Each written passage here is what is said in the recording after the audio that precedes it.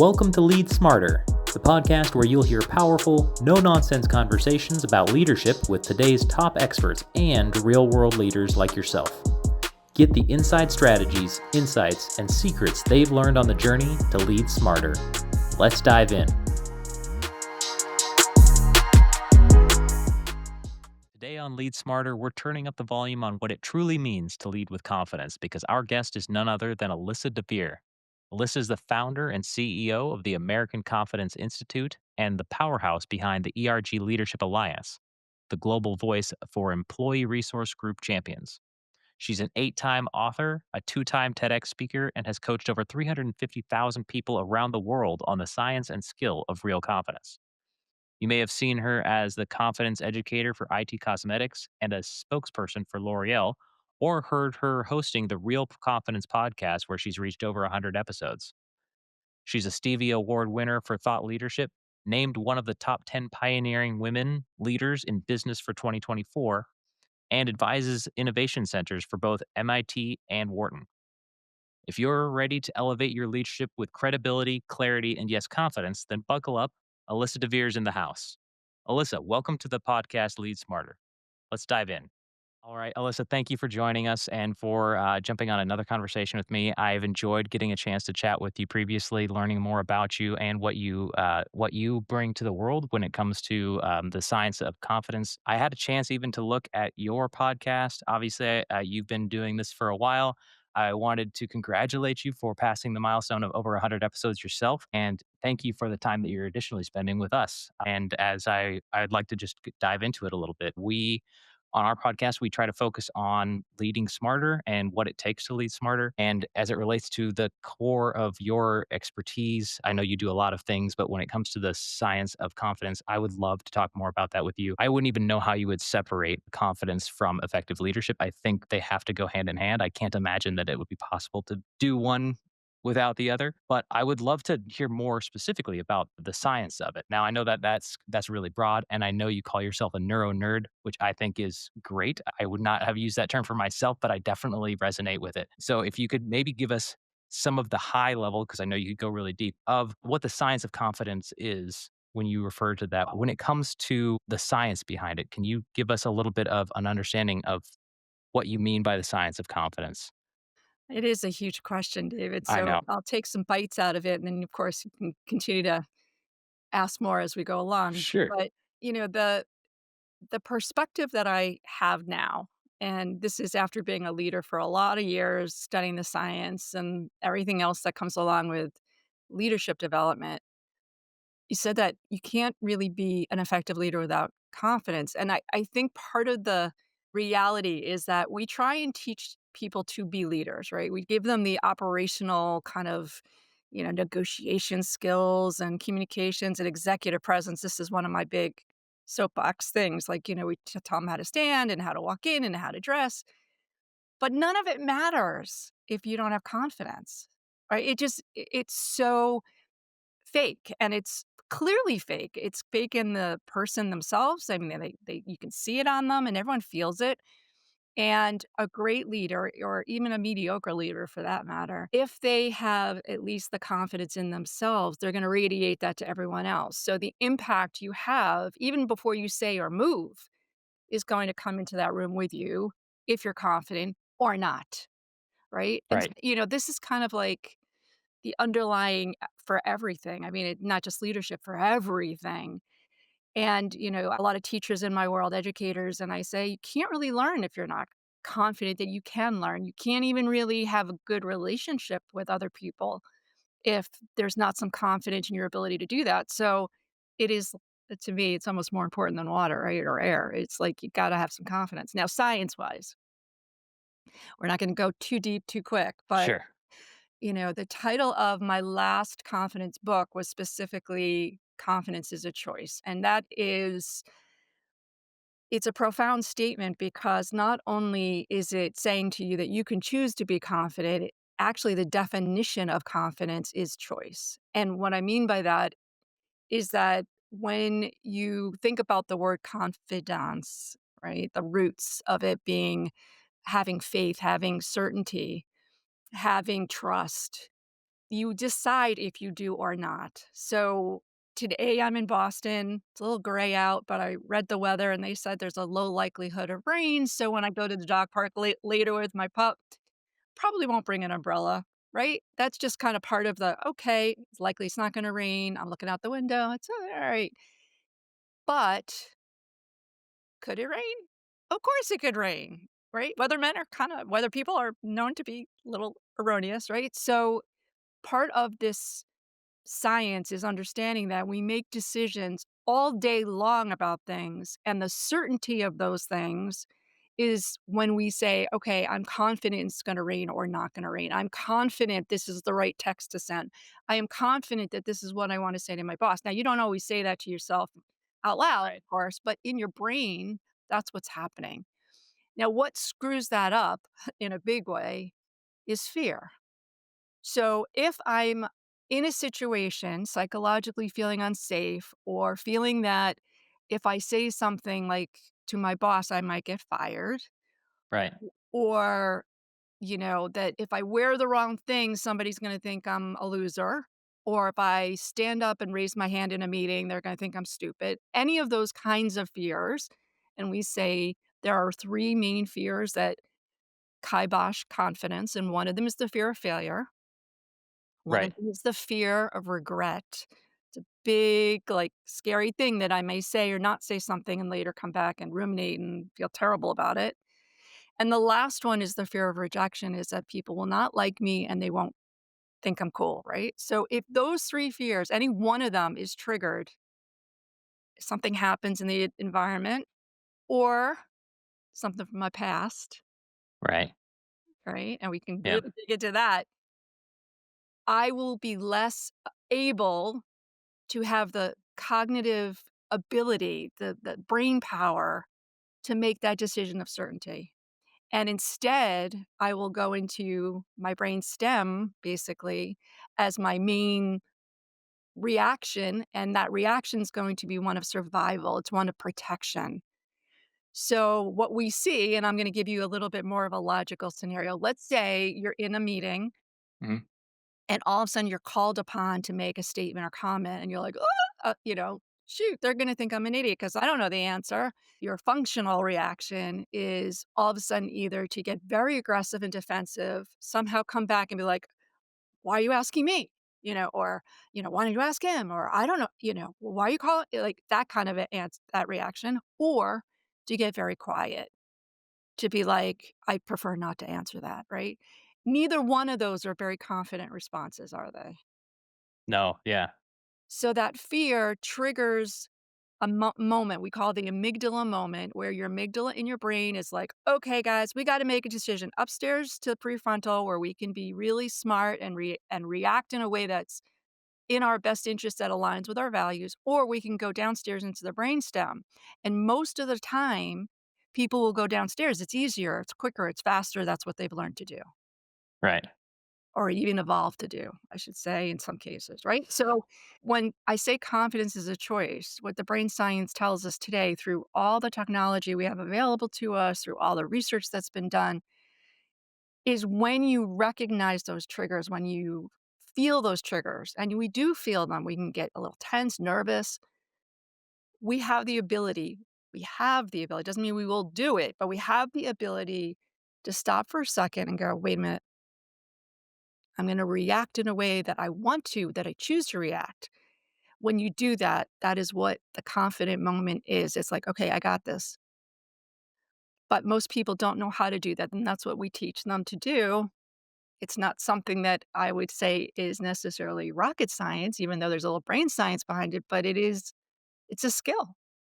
I love that you identify it as a skill. I'll say that for example, for myself, I end up interacting with lots of people that I place, so candidates, team members, they get placed with clients, and most of the time and energy I'm spending is helping them figure out how to interact with each other. And I think most of the time, whenever I'm talking to anybody about leadership, our conversations tend to be more about how to operate with your team or how to operate with your supervisors. And what I love about the confidence, the angle that you're just talking about is that, especially as an asset, what it almost sounds like you're referring to is a step further back. It's like I'm trying to identify how to have a relationship literally with myself, identify myself as the person that I'm trying to manage this energy and this behaviors and my how I operate with other people from the inside out, which is the right I personally think it feels like that's the right place to start, right? Because if I'm trying to get anybody to do anything with me at all, I feel like I need to have an understanding of what I'm trying to do with them and be confident enough to be able to communicate it. And I think that from my perspective, that can be really difficult to do for people that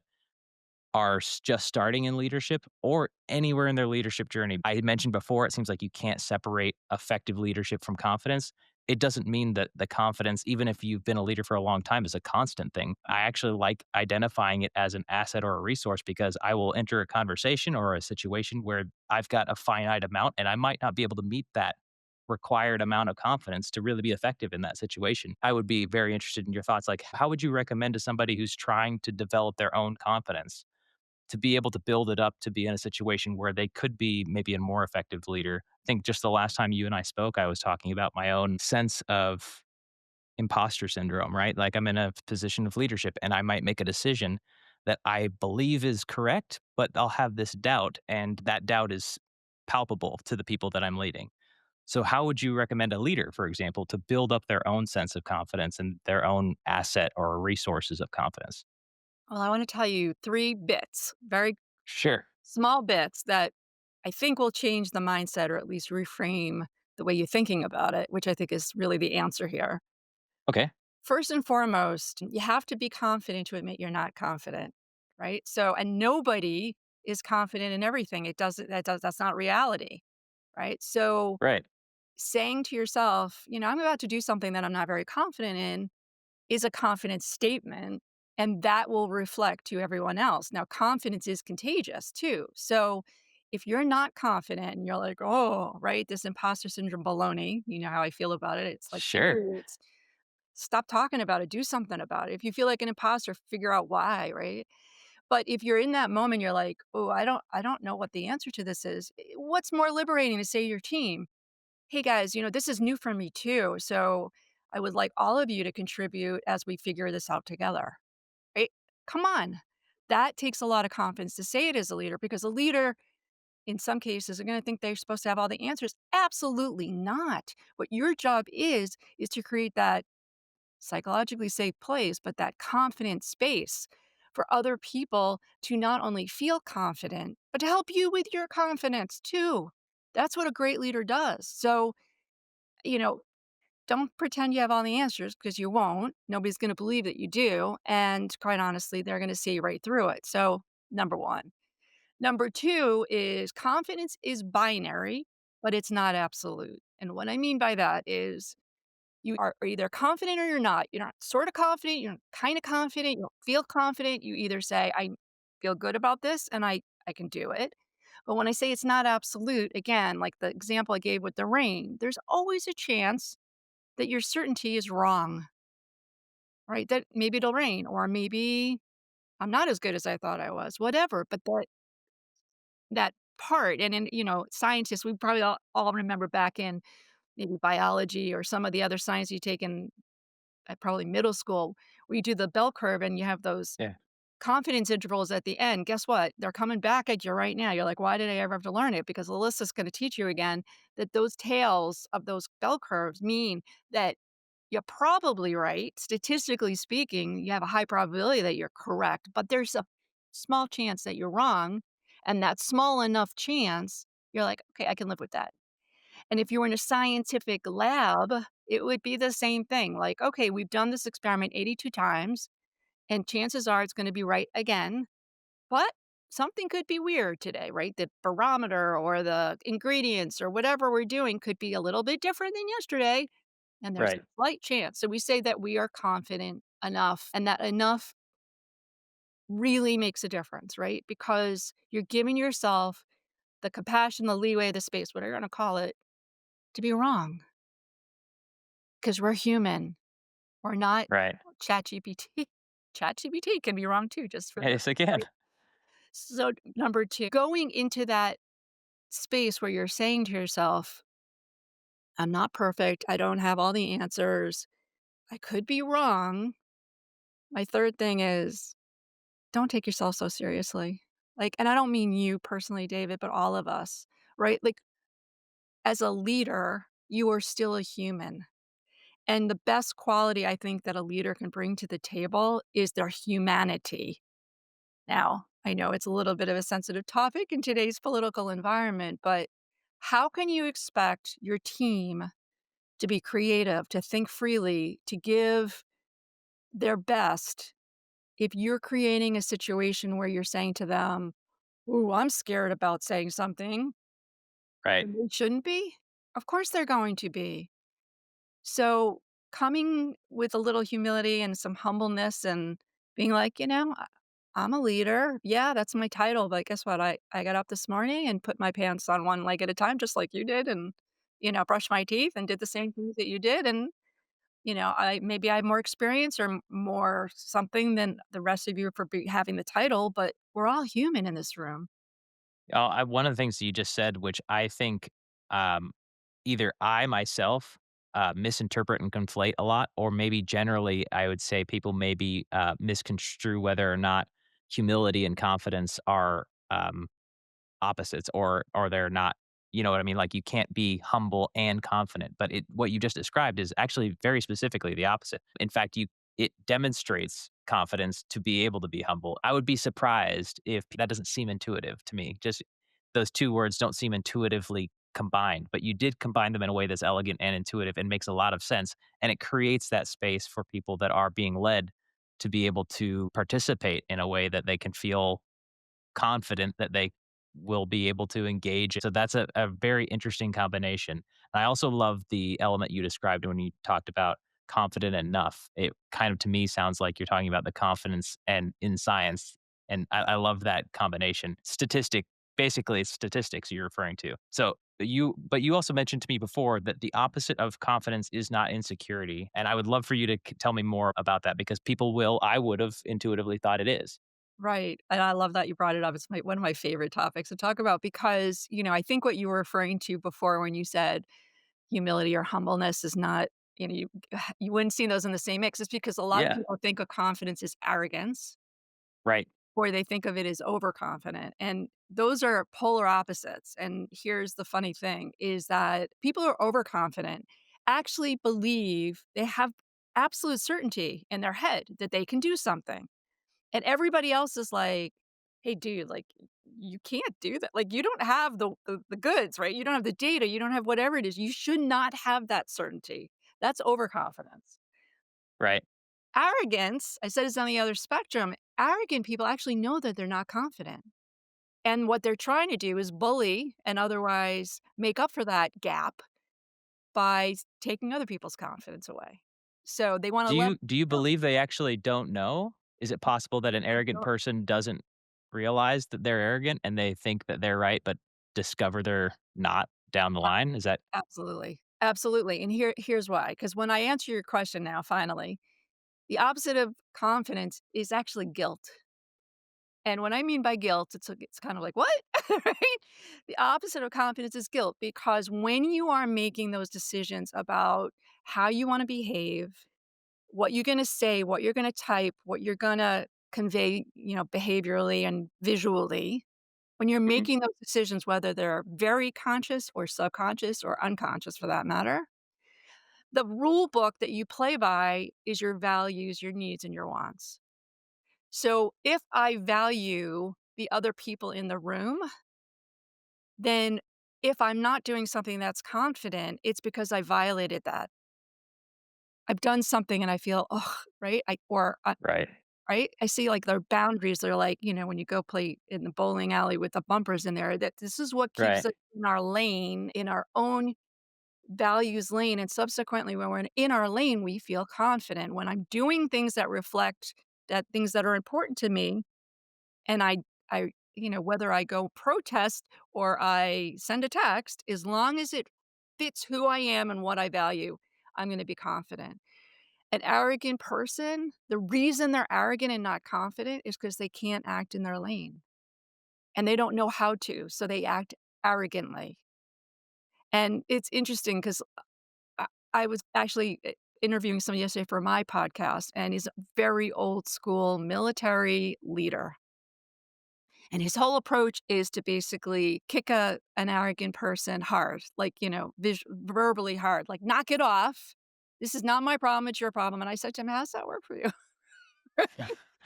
Right? And in some cases, that actually can kinda work because it kinda calls their bluff, right? It calls them out Right. and says, "I know you're not confident," and it does work with a lot of bullies, but, of course, for many, I do not recommend that because it will also trigger more of the arrogance. I interact with people all the time, and when notice that they're confident and maybe it causes problems, I always, from a sporting position, when I'm in sports, when I grew up wrestling, and for us, we knew confidence is quiet. The louder you are, the more likely you are not confident in yourself, and you are trying to compensate and hide that lack, which sounds exactly like what you're describing when it comes to arrogance. Obviously, in a sporting situation, obviously, also maybe more specifically in a situation where you're gonna fight somebody, you that will be aligned very quickly, and I think when you were describing, like, that he becomes boisterous and he basically checks them and calls them on it, it's basically the communication equivalent of a confrontation and addressing it directly. But I would be interested because while I can see confidence is quiet, I would be very interested in how often that does work, because I would expect most of the people are arrogant that are boisterous. I cannot even think of an example throughout my own experience where somebody was confident and that resulted in them needing to be boisterous about it. That seems, again, counterintuitive that that would be combined at all.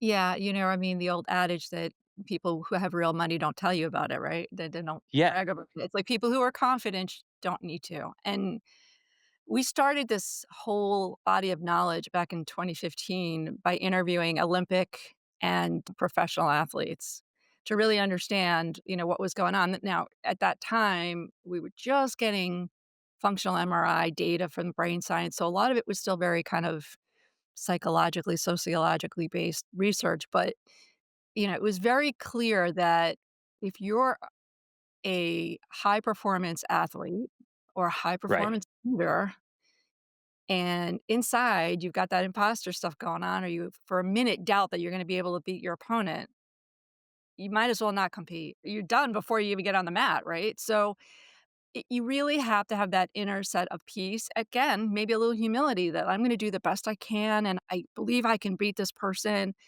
If you leave that mat with, "Ugh, I didn't perform the best I could," and all that, you're gonna beat yourself up, that's that guilt, right? And it's right. gonna roll into the next situation unless you say, "Everybody has a bad day. It wasn't my best performance, and this is what I'm gonna try and do better next time." So, having a little self-compassion in that way, I'm not saying, "Oh, it's too bad." No, I don't mean that. I mean, like, looking at it and going, "Okay, I could have beat him, but I think there's things I could do better next time," right? There is a absolute reflection, a radiance, and this is where the executive president's not gonna be able to teach you to walk in the room and do it. You just can't. You either have it inside and it comes out or you don't. And so working on that alignment with your values, that's what it's about. And we have another part of our neurology course, we talk about um, mirror neurons. And mirror neurons are how we learn to do things. So when you are an infant, you don't know how to grab a baby bottle until somebody basically puts it in front of you. You go, "Oh, that's how it's done," right? And your Right. learner mirror that. Mirror neurons are fascinating. We could talk about that for an hour and a half. We're not going to do that. Sure. Suffice to say, when you walk in the room in a confident space and you're radiating that, everybody else's mirror neurons are gonna pick up on that. You walk in the room as an arrogant jerk, guess what?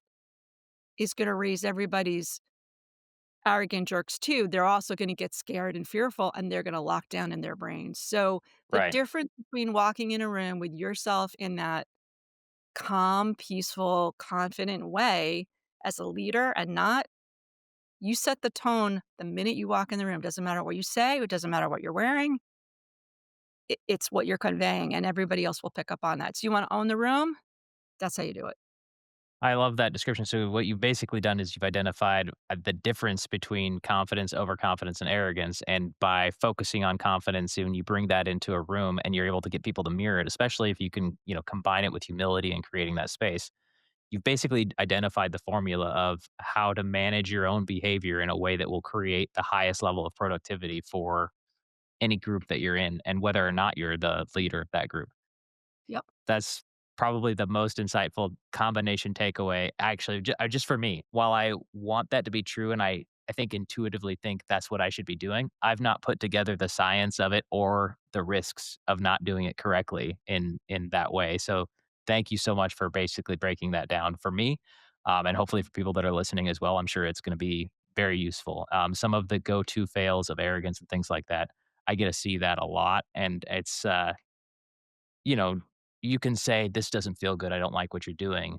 But when you bring this, like, very, very practical breakdown of not only is what you're doing not feeling good for people, but this is where it's really causing failure, and you could benefit from doing something in a different way that reflects true confidence, I think it'd be really meaningful for people. And I imagine people like the people you were just coaching that you said was an old school military guy. I would be interested in how he might respond to the breakdown of, what does true confidence look like? And if you were to apply it in a way that creates safety, what would the difference be for the people that you end up having to lead versus having to just check everybody all the time and treating every person like they're a nail and you're a hammer, which I'm guessing is what you learned when you were interacting with him. That's just my interpretation of what that might have been like.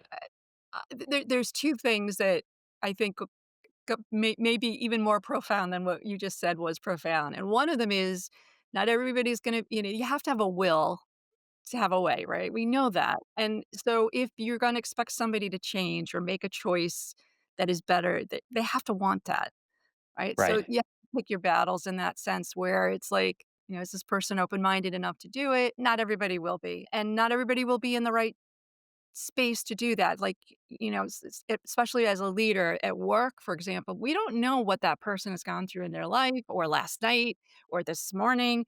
And Right. so they just may not be in the right place and time to be receptive to you saying, hey, I have some feedback for you, for example. Yeah, pick your battles with people and situations and be a little bit more strategic when it matters. But again, if you can radiate that confidence, it helps.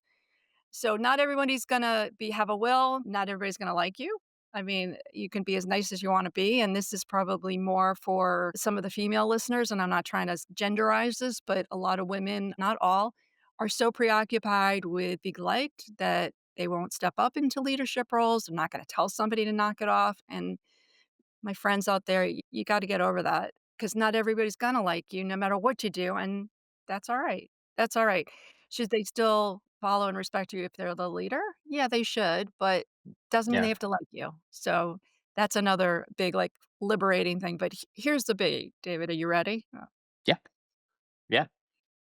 When we talk about confidence, everyone comes at the conversation where they're trying to get more I wanna be more confident, I wanna be I wanna be a more confident leader, I wanna be a more confident parent, I wanna right? And the real secret, the real way to do it is not worry about what you're doing for your confidence. It's worrying about what you're doing for the other people and giving them confidence. Because when you give them confidence, that is like a superhero action, right? Think about any superhero that's your fave, right? They're not worried about their own confidence, they're worried about everybody else. And so when they Right. save somebody, when they give somebody that safety, when they give somebody that relief that you're okay, you can do this, that's when you get confidence for yourself. So you can go to any class, including our own, and yes, we're gonna teach you how to align with your values, we're gonna teach you how to make better confident choices and all that, but the moral of every story that we teach, every class that we teach is to get more confidence, you have to give it away. Great leaders give away confidence constantly. That is the bigger nugget. You're absolutely right. You would know better than me which one it is, and I would say that I resonate with that quite a bit as well. One of the things I was focusing on for this podcast, the biggest reason I wanted to do it is because I recognized what felt like the most important thing a leader could do is evolve themselves, but in order to elevate others. So make that the mission. So become a better version of yourself so that you can elevate other people. And if that's the purpose, then then the cost of not doing it's too high. Like, what you just said was exactly that, is you get basically more confidence by giving it out. I don't know if I could have without doing it, I don't know that people would intuitively believe that is another feels like another counterintuitive, right? Like if it's a resource and I'm giving it away, isn't that reducing it? But no, it's actually how you build it. Speaking of things that are counterintuitive, I was interested in just, a last question about all of these topics that you've covered.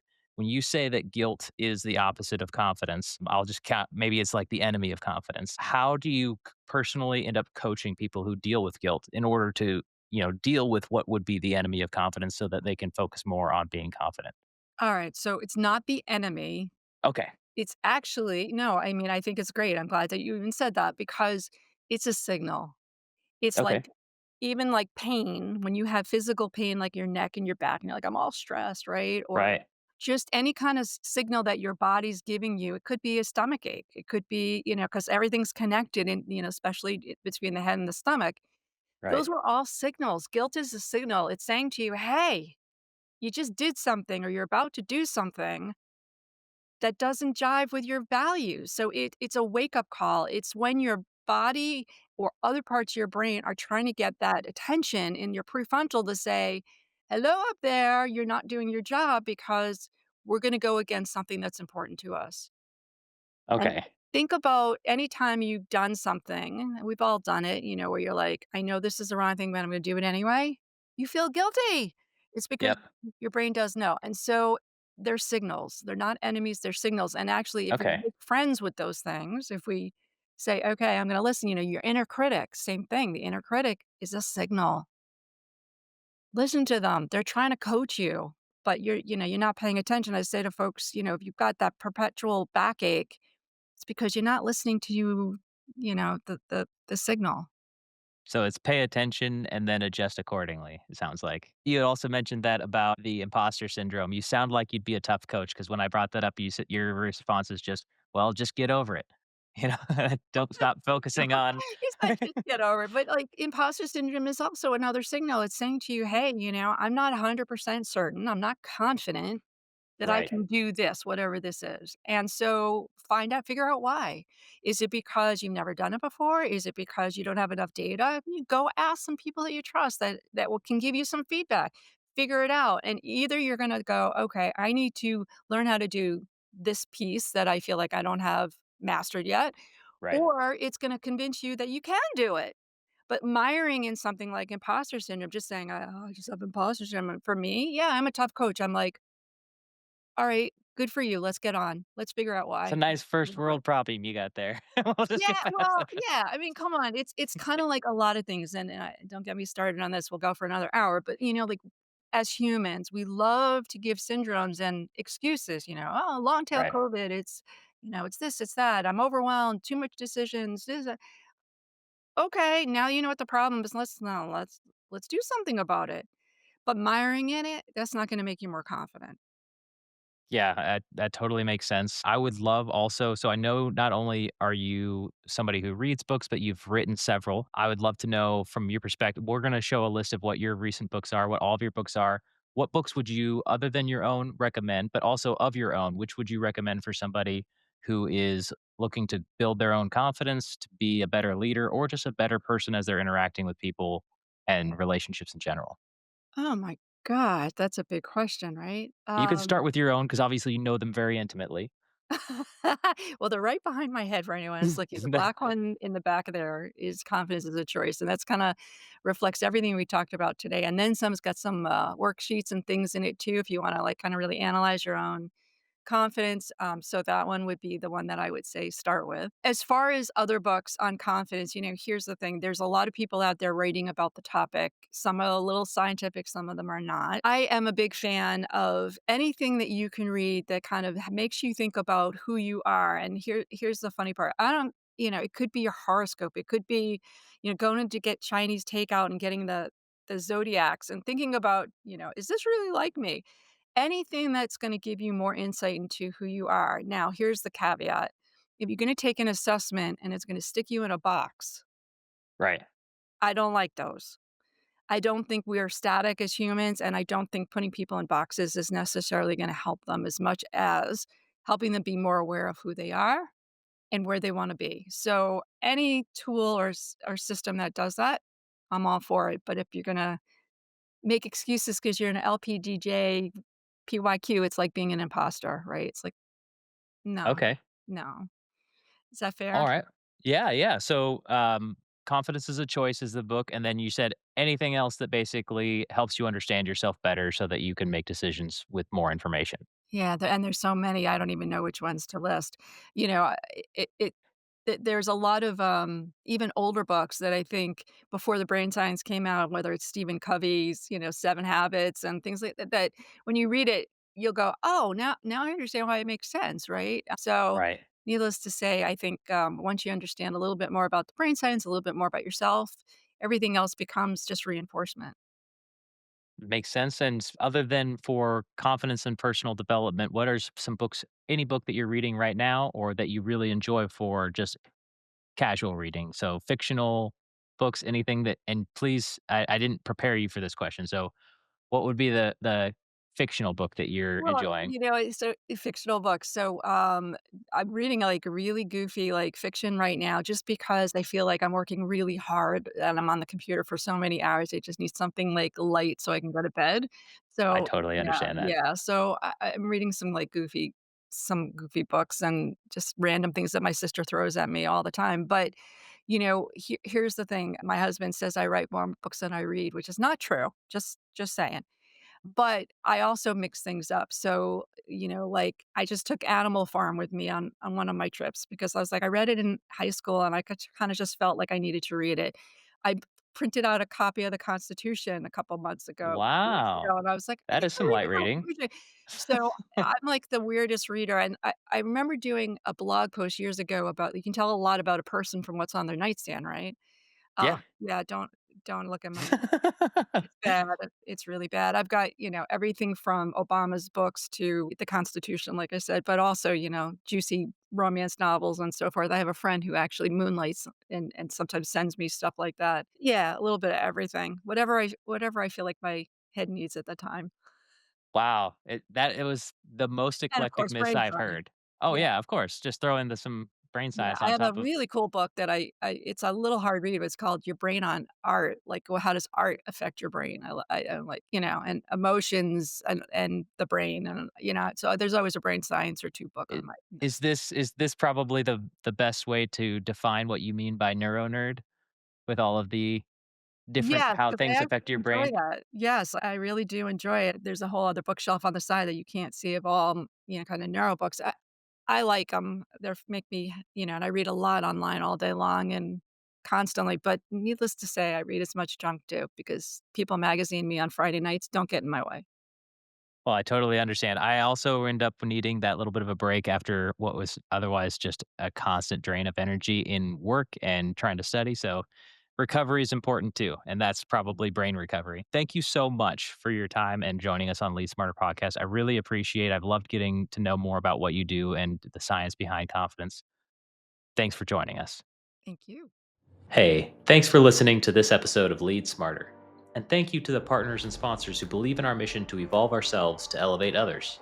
Speaking of elevating others, if you liked this episode, please be sure to like, follow, subscribe, and share.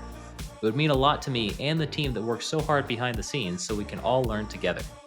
And of course, thank you to the expert guests who kindly join us as generous guides on our journey to lead smarter.